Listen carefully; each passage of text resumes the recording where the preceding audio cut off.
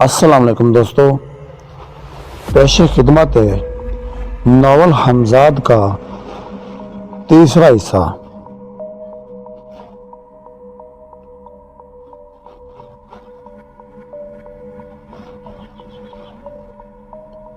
کوئی اور سایہ نہیں تھا جیسا کہ ہدایات میں درج تھا، تاکہ میرے عمل کو کوئی دوسرا سایہ خراب نہ کر دے۔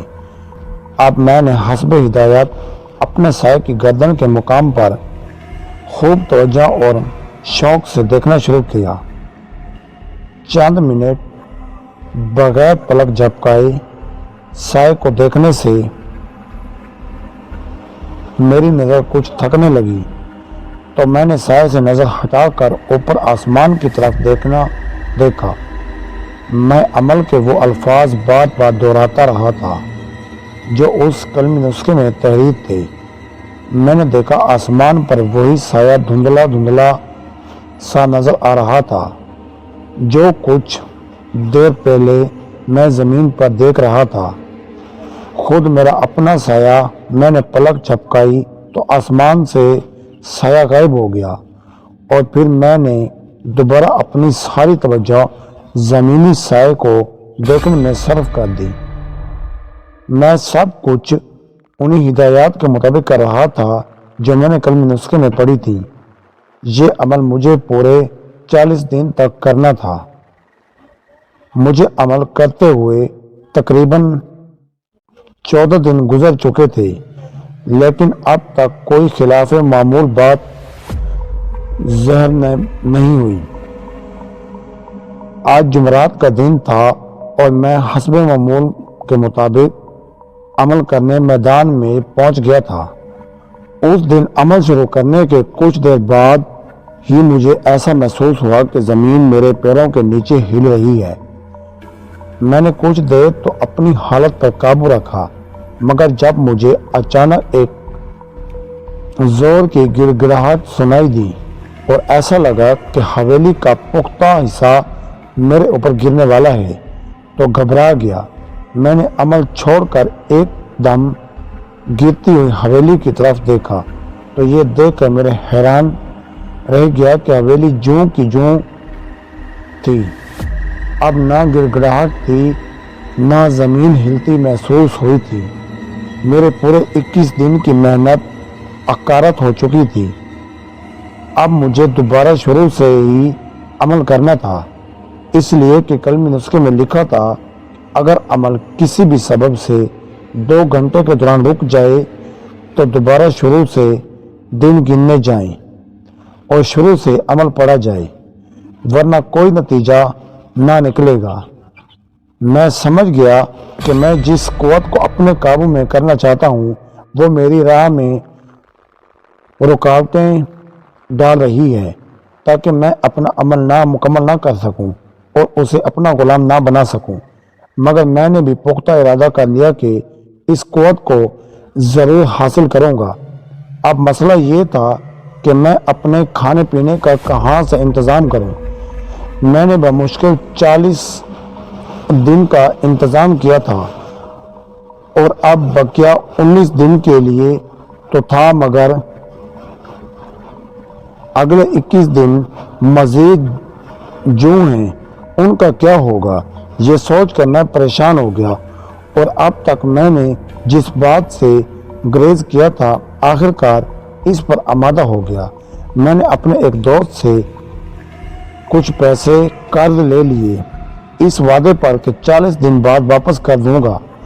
مجھے یقین تھا کہ اگر میں نے اپنا عمل پورا کر لیا تو عیش ہی عیش ہوں گی اور روپے پیسے کی میرے پاس کمی نہ ہوگی۔ میں نے ایک مرتبہ پھر عمل شروع کیا۔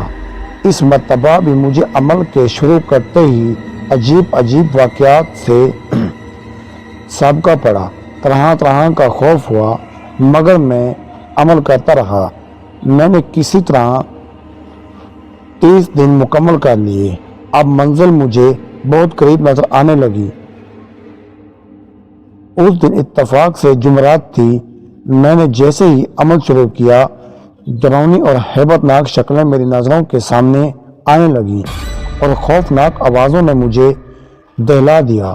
یہ آوازیں دم بدم مجھے اپنے نزدیک آتی ہوئی محسوس ہو رہی تھیں، لیکن اس کے باوجود میں سخت دل کیے عمل پڑتا رہا۔ اچانک ایسا محسوس ہوا کہ سخت آندھی اور طوفان آنے والا ہے۔ مجھے اپنا سایہ بھی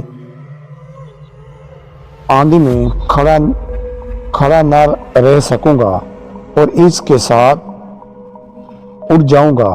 اب میری قوت برداشت جواب دے چکی تھی۔ میں گھبرا کر حویلی کے پختہ حصے کی طرف بھاگا۔ ابھی میں حویلی میں داخل بھی نہ ہو پایا تھا کہ میرے حواس لوٹ آئے۔ میں نے دیکھا کہ سورج پہلے کی طرح پوری آب و تاب سے چمک رہا ہے۔ نہ آندھی، نہ طوفان اور نہ بارش کے آثار ہیں۔ میں وہیں سر پکڑ کر بیٹھ گیا۔ میری آنکھوں میں مجبوری اور بے بسی کے آنسو تیر رہے تھے کہ یہ پراسرار قوت ایک بار پھر مجھے شکست دینے میں کامیاب ہو گئی۔ میں وہاں سے اٹھا تو میری آنکھوں کے آگے اندھیرا آ گیا۔ میرے ذہن میں بار بار یہ سوال گونج رہا تھا کہ اب کیا ہوگا؟ میں تو اپنا سب کچھ چھوڑ کر اس پراسرار قوت کو حاصل کرنے میں لگ گیا تھا۔ اب خوراک بھی مشکل سے 9-10 دن کے لیے رہ گئی تھی۔ پھر یہ کہ وہ قرضہ کہاں سے ادا کروں گا جو میں نے اپنے دوست مجید سے لیا تھا۔ وہ تو یوں بھی حسیس آدمی ہے، بڑی مشکل سے تو پیسے دینے پر آمادہ ہوا تھا۔ دوسرا یہ کہ اگر اسے کسی طرح ٹال بھی دیا گیا تو مزید پیسے آئندہ عمل شروع کرنے کے لیے کہاں سے آئیں گے؟ مجید سے اور پیسے ملنے کی تو مشکل ہے۔ پھر یہ کہ کسی اور دوست سے پیسے مانگ کر قسمت آزمائی جائے۔ اس وقت میرے کام کون آ سکتا ہے؟ میں بڑی شدت کے ساتھ اس پر غور کر رہا تھا کہ آخر کار میں نے فیصلہ کیا کہ سیراب خان سے مدد لی جائے۔ میں اس کے گھر پہنچا اور جب کسی طرح میں اسے پیسے دینے پر آمادہ کر چکا تو اس نے کہا، ٹھیک ہے، پیسے لے جاؤ، مگر تم ایک نوجوان آدمی ہو، کوئی کام دھندہ دیکھو، تمہیں اس طرح زندگی گزارتے ہوئے شرم نہیں آتی۔ میں اس کی کڑوی کسیلی باتیں سر جھکائے سنتا رہا اور ابھی یہ سوچ ہی رہا تھا کہ اسے کیا جواب دوں کہ مجید وہاں پہنچ گیا۔ اس نے سیراب کا فقرہ شاید سن لیا تھا۔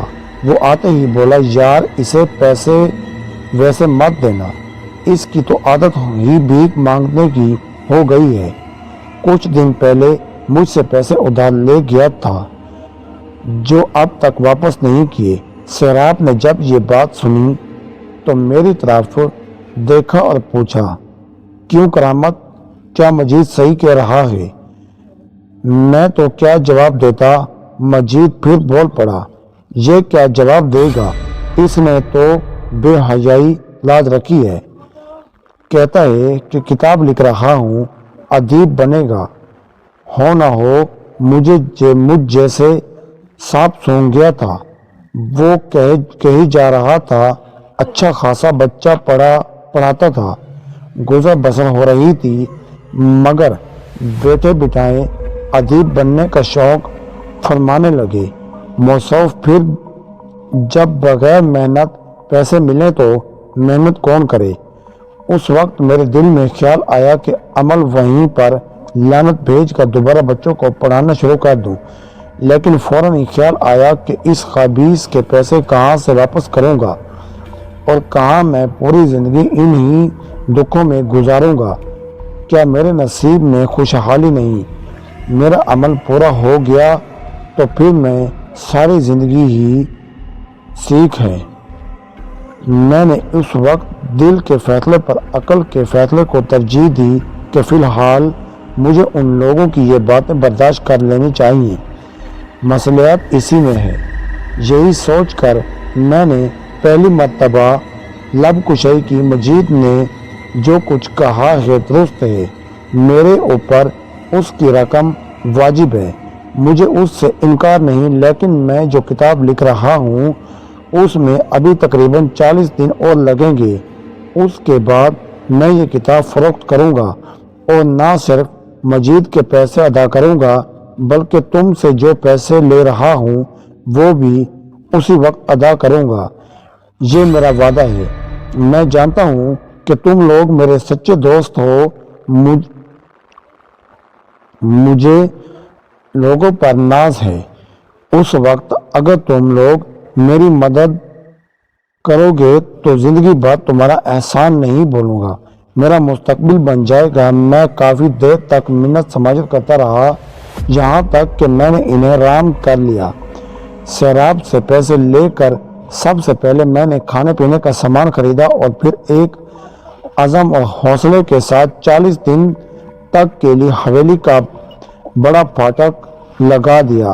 میں نے اپنے دل میں اس مرتبہ مضبوط عہد کیا تھا کہ چاہے کچھ بھی ہو جائے میں اپنا عمل ترک نہیں کروں گا، چاہے زندگی رہے کہ چلی جائے۔ آخر اس طرح ذلیل و خوار ہونے سے کیا حاصل ہوگا؟ میں نے دوسرے دن سے عمل پھر شروع کر دیا۔ 10 دن سکوت سے گزر گئے۔ 11ویں دن سے مجھے پھر وہی خوفناک صورتیں نظر آنے لگی۔ کبھی کسی شیر کی دھاڑ سنائی دیتی اور کبھی میرے وجود کو ہلا جاتی تو ہیبت ناک بلائیں چیخیں چنگاڑتی مجھے اپنے اوپر حملہ آور ہوتی محسوس ہوتی، مگر میں ان سب سے بے پرواہ اپنے عمل میں مصروف رہا۔ دن گزرتے رہے۔ اب وہ دھندلا سا ہیولا رفتہ رفتہ واضح ہونے لگا تھا جو مجھے آسمان پر نظر آتا تھا، اور جوں دن گزرتے جا رہے تھے ایسا لگتا تھا جیسے وہ تھا، اور جوں دن گزرتے جا رہے تھے ایسا لگتا تھا جیسے وہ آسمان سے اترنے لگا ہو۔ وہ مجھ سے قریب ہوتا جا رہا تھا۔ مجھے یقین تھا اب کچھ دن بعد ہی وہ زمین پر اتر آئے گا۔ اب مجھے عمل صرف 7 دن باقی تھے۔ خدا کر کے یہ کڑے دن بھی میں نے گزار لیے۔ آخری دن پھر مجھے زمین ہلتی ہوئی محسوس ہوئی، مگر اب یہ سب حدبے پرانے ہو چکے تھے اور میں ان سے ڈرنے والا نہیں تھا۔ آخری دن عمل کا وقت پورا ہونے والا تھا۔ میرے دل تیزی کے ساتھ سینے میں دھڑک رہا تھا۔ آخر وقت پورا ہو گیا اور اسی وقت مجھے ایسا محسوس ہوا کہ کوئی زور سے حویلی کا دروازہ پیٹ رہا ہے۔ عمل کا وقت ختم ہو ہی چکا تھا۔ میں تیزی سے حویلی کے پھاٹک کی طرف دوڑا۔ پھاٹک کھولتے ہی مجھے ایک شخص نظر آیا۔ یہ کوئی مسافر معلوم ہوتا تھا۔ اس کے سر پر سامان رکھا تھا اور چہرہ چادر سے کسی قدر چھپا ہوا تھا۔ میں نے اس سے پوچھا، کیا بات ہے، کس سے ملنا ہے؟ وہ بولا، مجھے اسٹیشن جانا ہے، راستہ بتا دو۔ میں نے اسے ہاتھ کے اشارے سے راستہ بتاتے ہوئے کہا، اس سیدھی سڑک پر چلے جاؤ، کچھ دور جا کر دائیں ہاتھ مڑ جانا، تمہیں اسٹیشن کی عمارت نظر آنے لگے گی۔ یہ کہہ کر میں پھاٹک بند کرنے ہی والا تھا کہ وہ بولا، کیا میں چلا جاؤں؟ میں نے کہا، ہاں چلے جاؤ۔ وہ پھر بولا، کیا میں واقعی چلا جاؤں؟ تم مجھے روکو گے تو نہیں؟ میں نے جھنجھلا کر کہا، میں تمہیں کیوں روکتا، بڑی خوشی سے جاؤ۔ اس نے پھر کہا، سوچ لو، میں پھر نہیں آؤں گا، پھر مجھے مت بلانا۔ پھر کہتا ہوں، تمہیں مجھ سے کوئی کام تو نہیں؟ کیا میں تمہیں چھوڑ کر چلا جاؤں؟ اب مجھے غصہ آ گیا۔ عجیب آدمی ہو، کیا کہہ رہے ہو تم؟ فی الحال یہ کہانی جاری ہے دوستو۔ اس کا اگلا حصہ دیکھنے کے لیے اگلی ویڈیو ملاحظہ کریں۔